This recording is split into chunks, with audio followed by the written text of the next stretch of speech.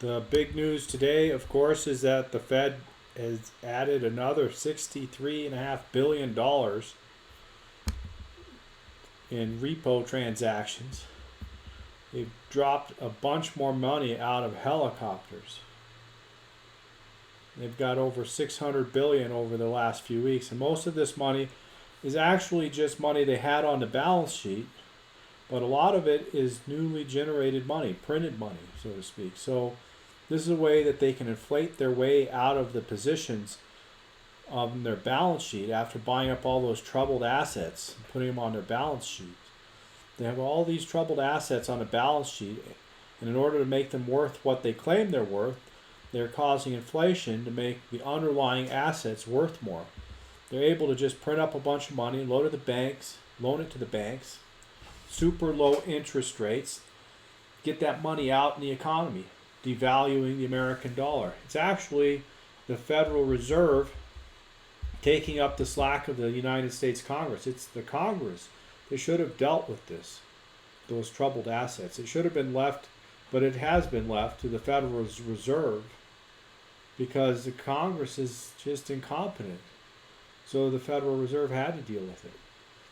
And of course, this was when Obama was president and the Congress was controlled by the Democrats. So this is how long this has been going on, since 2008, really 2009 that is. We had the crisis in 2008, and Obama gets elected partly because of that crisis.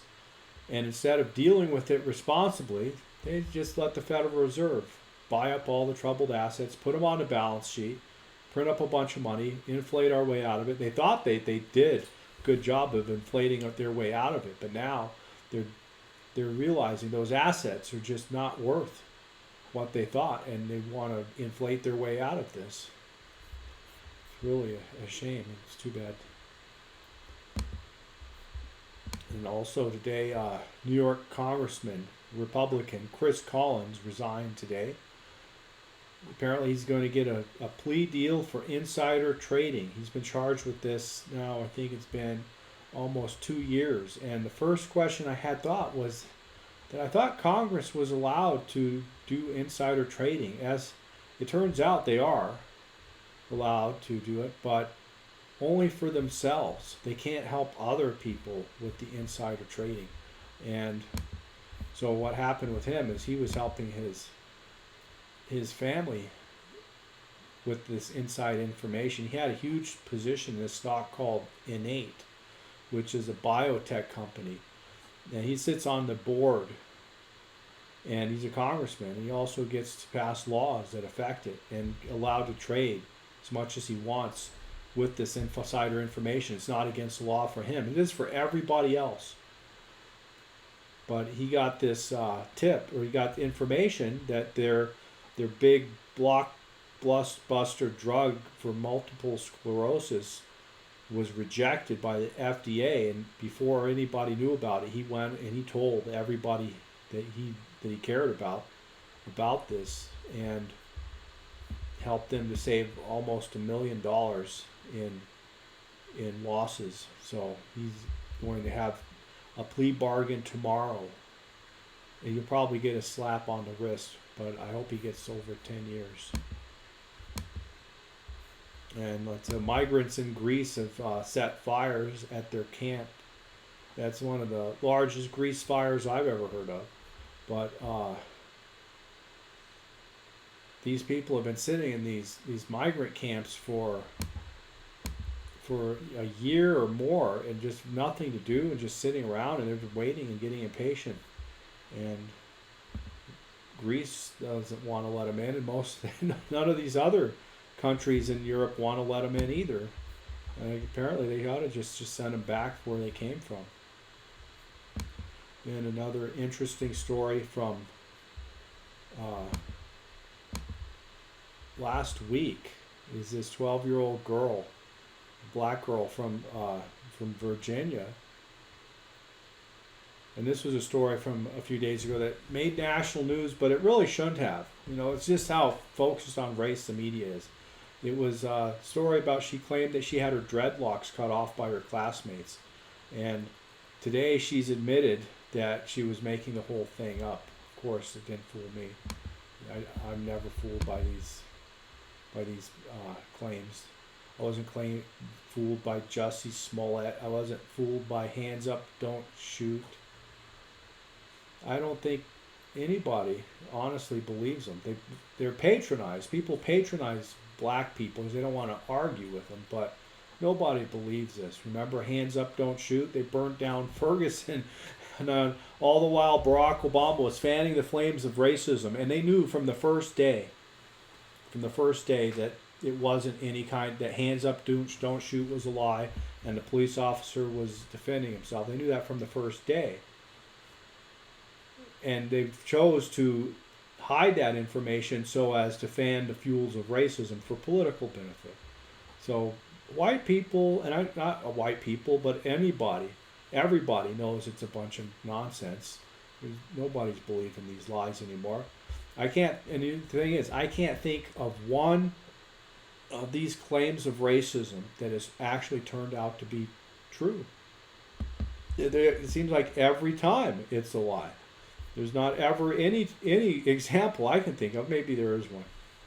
And then in Los Angeles, just liberalism running amok here. Los Angeles is actually requesting the governor of California to declare a state of emergency because of the massive homeless population that they have. And what this would do is allow cities to bypass zoning and environmental laws to build homeless shelters and camps. You know, the ironic thing about this is if they would have just relaxed those regulations 10 years ago on builders, they probably wouldn't have such a bad homeless problem. And you know, they're still not asking to have these things relaxed on builders. Builders still have to go through all the problems that these cities are having in building just a simple building to live in. City of Los Angeles saying they can't build a homeless shelter. That is just a place where you can live, where people can live. Can't build it because of the environmental regulations and the zoning regulations. And I mean, who's to blame for that? It's just those crazy liberals out there. They make these super difficult regulations that make it very, very expensive to build. And they can't build. The cities themselves can't even build. How do you expect some small builder to wind their way through all that regulation?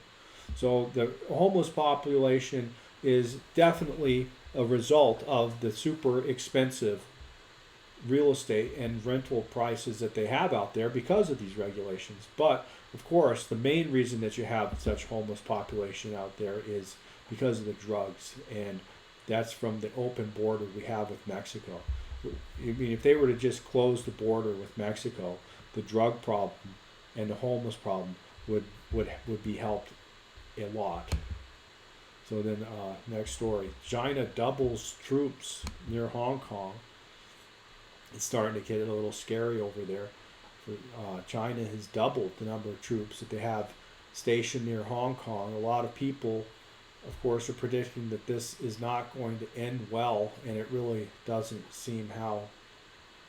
I really can't see how it could. You know, they really don't have any hope for a good outcome over there because both sides are just completely intractable. And I mean, I don't see how the Chi-Com government could allow themselves to be seen as backing down to a crowd. Because if that news got out to China, then they could have that in all their other cities if the people decide to start protesting against the environment or totalitarianism or whatever.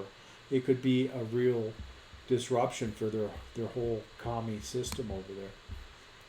I wouldn't cry about it. And now back to the impeachment saga in America. This guy here, Congressman Schiff, has suggested that, or rather that he's going to have an impeachment vote within 2 months, and which just seems a little bit hard to believe because that's only. Congress moves very slowly, and they don't do anything in 2 months. But they hate Donald Trump so much they possibly could impeach him within 2 months. Of course, this would be bad for Biden as well because Fox News has a story out today, and it tells about how it shows actually video of Joe Biden bragging about getting a prosecutor in Ukraine fired. And the story is that Joe Biden wanted the government of Ukraine to stop investigating this gas company that they have over there for corruption. They were investigating it. They had a prosecutor, and Joe Biden said, we need that guy fired. And why? Because his son was on the board of that company. And so Donald Trump's out there trying to get this information from Ukraine, and Joe Biden is out giving speeches at cocktail parties bragging about how he got that guy fired. It's like, well, you should have called Joe Biden and asked him to give you some information on that. And then Bolton has the former National Security Advisor, John Bolton, has sadly, I think, come out and said that North Korea is getting their nukes and Donald Trump is just completely impotent and not able or willing to do anything about it. The negotiations have been nothing but a waste of time and have simply allowed North Korea more time to build nuclear weapons.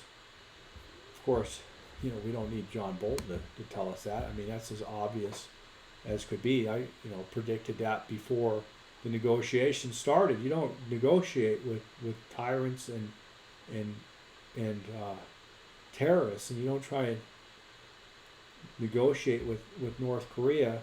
You just put sanctions on them and isolate them. But he's more of a liberal in all of his thinking than conservative. So of course he thinks that he can go and talk to the mass murderer and talk him out of his mass murdering. And so now he's saying there's going to be a civil war if he is impeached, and that's pretty ludicrous, really, because I don't know if he really believes that or if he really is that delusional. It won't happen. There's no way we would have a civil war over that fool.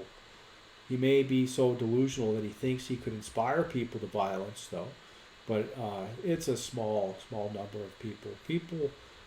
The Republicans are supporting him because they don't want some leftists in Congress. It's not because they really like Donald Trump. Some do. Some people really like him, but it's a minority of the Republicans. Majority of Republicans just don't want Democrats.